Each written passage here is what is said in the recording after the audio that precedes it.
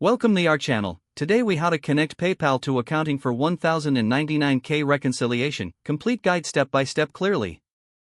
To connect PayPal to your accounting software for 1099K reconciliation, start by logging into your PayPal account. Navigate to the reports section in your dashboard. Select tax documents from the options available.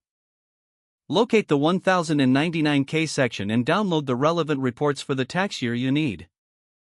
Next, open your accounting software. Access the Settings or Integrations section of the software. Search for PayPal in the list of available integrations. Select the PayPal integration and click on Connect or Authorize. You will be redirected to PayPal for authentication. Log into your PayPal account if prompted. Review the permissions requested by your accounting software and approve them. Once connected, return to your accounting software. Import the downloaded 1099K report into your accounting system.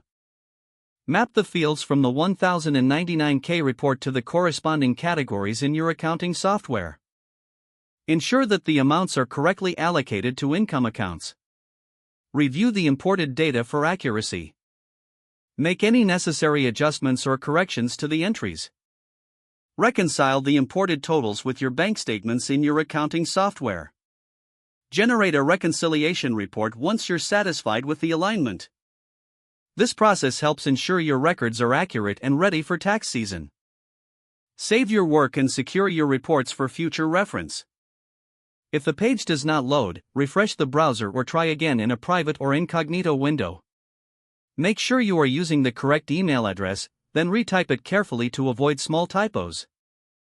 If your password is not accepted, use the reset option and create a new strong password you can remember.